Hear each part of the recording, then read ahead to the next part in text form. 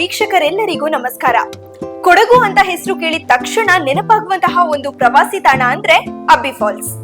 ದಟ್ಟ ಕಾಫಿ ತೋಟಗಳ ಮಧ್ಯೆ ಧುಮ್ಮಿಕ್ಕಿ ಹರಿಯುವಂತಹ ಈ ಜಲಪಾತ ಪ್ರತಿ ವರ್ಷ ಸಾವಿರಾರು ಪ್ರವಾಸಿಗರನ್ನ ಆಕರ್ಷಣೆ ಮಾಡುತ್ತೆ.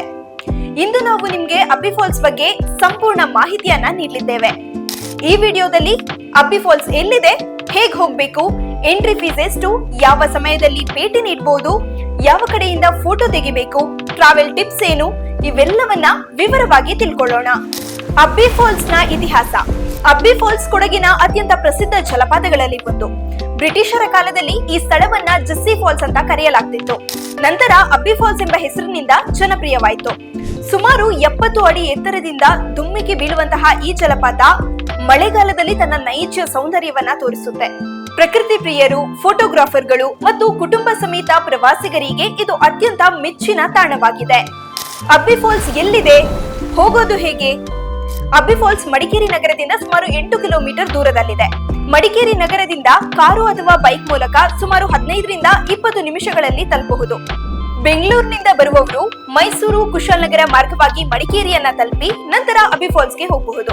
ಒಟ್ಟು ಸುಮಾರು 265 ಕಿಲೋಮೀಟರ್ಗಳನ್ನ 5 ರಿಂದ 6 ಗಂಟೆಗಳಲ್ಲಿ ಪ್ರಯಾಣ ಮಾಡಬೇಕಾಗುತ್ತೆ. ಹಾಗೆ ಮೈಸೂರಿನಿಂದ ಬರುವವರು ಹುಣಸೂರು, ಕುಶಾಲನಗರ ಮಾರ್ಗವಾಗಿ ಮಡಿಕೇರಿಯನ್ನ ತಲುಪಿ ಅಬ್ಬಿ ಫಾಲ್ಸ್ ಅನ್ನ ತಲುಪಬಹುದು. ಸುಮಾರು 120 ಕಿಲೋಮೀಟರ್ಗಳನ್ನ ಪ್ರಯಾಣಿಸಬೇಕಾಗುತ್ತೆ. ಪಾರ್ಕಿಂಗ್ ಮತ್ತು ಎಂಟ್ರಿ. ಅಬ್ಬಿ ಫಾಲ್ಸ್ ನ ಪ್ರವೇಶದ ಬಳಿ ವಾಹನ ನಿಲುಗಡೆಗೆ ವ್ಯವಸ್ಥೆ ಇದೆ. ಇಲ್ಲಿ ಪಾರ್ಕಿಂಗ್ ಮಾಡಿದ ಬಳಿಕ ಪ್ರವೇಶ ದ್ವಾರದ ಕಡೆ ಹೋಗ್ಬೇಕು. ಹಾಗೆ ನೀವೇನಾದ್ರೂ ಸಾಹಸ ಪ್ರಿಯರಾಗಿದ್ರೆ ಹೋಗುವ ದಾರಿ ಮಧ್ಯದಲ್ಲಿ ನಿಮ್ಗೆ ಕೊಡಗಿನ ಅತ್ಯಂತ ಉದ್ದವಾದ ಜಿಪ್ ಲೈನ್ ಕೂಡ ಕಾಣಸಿಗುತ್ತೆ. ಅದರ ಅನುಭವವನ್ನ ಪಡೆದ ನಂತರ ನೀವು ಅಬ್ಬಿ ಫಾಲ್ಸ್ ನ ಪಾರ್ಕಿಂಗ್ ನ ಕಡೆಗೆ ಹೋಗಬಹುದು. ಇಲ್ಲಿ ನಿಮ್ಗೆ ಸುಸಜ್ಜಿತವಾದಂತಹ ಪಾರ್ಕಿಂಗ್ ವ್ಯವಸ್ಥೆ ಇದೆ. ಹಾಗೆ ನೀವು 10 ರೂಪಾಯಿ ಎಂಟ್ರಿ ಫೀಸ್ ಅನ್ನ ಪಾವತಿಸಿ ಅಬ್ಬಿ ಫಾಲ್ಸ್ ನ ಒಳಗೆ ಹೋಗಬಹುದು. ನಂತರ ನೀವು 10 ರಿಂದ 15 ನಿಮಿಷಗಳ ಕಾಲ ಕಾಫಿ ತೋಟದ ಮಧ್ಯದಲ್ಲೇ ನಡ್ಕೊಂಡು ಹೋಗ್ಬೇಕಾಗುತ್ತೆ.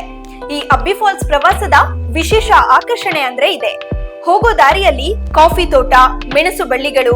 ಮಳೆಗಾಲದಲ್ಲಂತೂ ಈ ಪ್ರದೇಶಗಳು ಸಂಪೂರ್ಣವಾಗಿ ಹಚ್ಚ ಹಸಿರಿನಿಂದ ಕಂಗೊಳಿಸ್ತಾ ಇರುತ್ತೆ. ಕ್ಯಾಮೆರಾ ಹಿಡ್ಕೊಂಡು ಬರುವವರಿಗಂತೂ ಇದು ಅದ್ಭುತವಾದಂತಹ ಫೋಟೋ ಸ್ಪಾಟ್. ಮುಂದೆ ಸಾಗ್ತಾ ಹೋದಂತೆ ಜಲಪಾತದ ಶಬ್ದ ಕೇಳೋಕೆ ಸ್ಟಾರ್ಟ್ ಆಗುತ್ತೆ. ಸ್ವಲ್ಪ ಸಮಯದ ನಂತರ ನಿಮ್ಮ ಕಣ್ಣ ಮುಂದೆ ಕಾಣುವಂತಹ ಅಬ್ಬಿ ಫಾಲ್ಸ್ ನಿಜಕ್ಕೂ ಅದ್ಭುತವಾದ ದೃಶ್ಯ. ಬೆಟ್ಟದ ಮೇಲಿನಿಂದ ಧುಮ್ಮಿಕ್ಕಿ ಬೀಳುವಂತಹ ನೀರು, ಸುತ್ತಲೂ ಹಸಿರು ವಾತಾವರಣ, ಮಂಜಿನ ನಡುವೆ ಕಾಣುವಂತಹ ಜಲಪಾತ, ಇವೆಲ್ಲವೂ ಕೂಡ ಸೇರಿ ಮರೆಯಲಾಗದಂತಹ ಅದ್ಭುತ ಅನುಭವವನ್ನ ನೀಡುತ್ತೆ. ಮಳೆಗಾಲದಲ್ಲಂತೂ ನೀರಿನ ಹರಿವು ಅತ್ಯಂತ ಪ್ರಬಲವಾಗಿರುತ್ತೆ. ಹಾಗೆ ಅಬ್ಬಿ ಫಾಲ್ಸ್ ನಲ್ಲಿ ಪ್ರವಾಸಿಗರಿಗೆ ಅಂತಾನೆ ಒಂದು ಸುರಕ್ಷಿತವಾದಂತಹ ವ್ಯೂ ಪಾಯಿಂಟ್ ಕೂಡ ಇದೆ. ಇಲ್ಲಿಂದ ಜಲಪಾತವನ್ನ ಸಂಪೂರ್ಣವಾಗಿ ವೀಕ್ಷಣೆ ಮಾಡಬಹುದು. ಫೋಟೋ ಹಾಗೆ ವಿಡಿಯೋ ತೆಗೆಯುವವರಿಗೆ ಇದು ಅತ್ಯಂತ ಉತ್ತಮವಾದ ಸ್ಥಳ. ವಿಡಿಯೋ ಚಿತ್ರೀಕರಣ ಮಾಡುವಾಗ wide angle shots, slow motion water clips, nature sound recording, selfie videos ಮಾಡ್ಕೊಂಡ್ರೆ ಅದ್ಭುತವಾದ ಕಂಟೆಂಟ್ ಸಿಗುತ್ತೆ.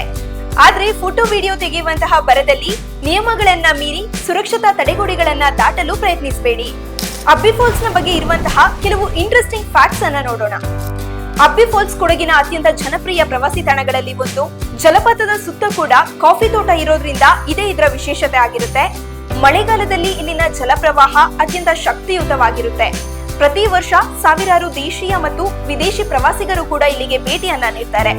ಪ್ರಕೃತಿ ಮತ್ತು ಫೋಟೋಗ್ರಫಿ ಪ್ರಿಯರಿಗೆ ಇದು ಫೇವರಿಟ್ ಸ್ಪಾಟ್. ಹಾಗೆ ಭೇಟಿ ನೀಡೋದಕ್ಕೆ ಉತ್ತಮ ಸಮಯ ಅಂದ್ರೆ ಜೂನ್ ನಿಂದ ಸೆಪ್ಟೆಂಬರ್ ತಿಂಗಳು. ಆದ್ರೆ ಬೇಸಿಗೆಯಲ್ಲಿ ನೀರಿನ ಪ್ರಮಾಣ ಕಡಿಮೆ ಇರಬಹುದು, ಆದ್ರೆ ಪ್ರಕೃತಿಯ ಸೌಂದರ್ಯವನ್ನ ನೀವು ಅನುಭವಿಸಬಹುದು.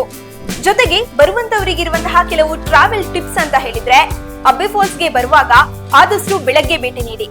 ಉತ್ತಮವಾಗಿರುವಂತಹ ಗ್ರಿಪ್ ಇರುವ ಶೂಗಳನ್ನ ಧರಿಸಿ. ಮಳೆಗಾಲದಲ್ಲಿ ಬರುವವರು ರೈನ್ ಕೋಟ್ ಅನ್ನ ತಗೊಂಡ್ ಬನ್ನಿ. ಹಾಗೆ ಯಾವುದೇ ಕಾರಣಕ್ಕೂ ಕಸಗಳನ್ನ ಎಸೆಬೇಡಿ. ಮಕ್ಕಳ ಬಗ್ಗೆ ಜಾಗೃತೆಯನ್ನ ವಹಿಸಿ ಸುರಕ್ಷತಾ ನಿಯಮಗಳನ್ನ ಪಾಲಿಸಿ. ಹಾಗಾದ್ರೆ ಸ್ನೇಹಿತರೆ, ನೀವು ಕೊಡಗಿನ ಪ್ರವಾಸಕ್ಕೆ ಬಂದಾಗ ಅಬ್ಬಿ ಫಾಲ್ಸ್ ತಪ್ಪದೆ ಭೇಟಿ ನೀಡಬೇಕಾದ ಸ್ಥಳಗಳಲ್ಲಿ ಒಂದು.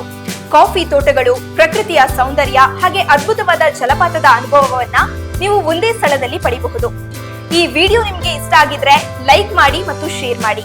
ಕೂರ್ಗ್ ಬಸ್ ಚಾನೆಲ್ ಅನ್ನ ಸಬ್ಸ್ಕ್ರೈಬ್ ಮಾಡೋದನ್ನ ಮರಿಬೇಡಿ. ಕಮೆಂಟ್ ನಲ್ಲಿ ನೀವು ಅಬ್ಬಿ ಫಾಲ್ಸ್ಗೆ ಭೇಟಿ ನೀಡಿದ್ರೆ ಅದರ ಅನುಭವವನ್ನ ನಮ್ಮ ಜೊತೆ ಹಂಚಿಕೊಳ್ಳಿ.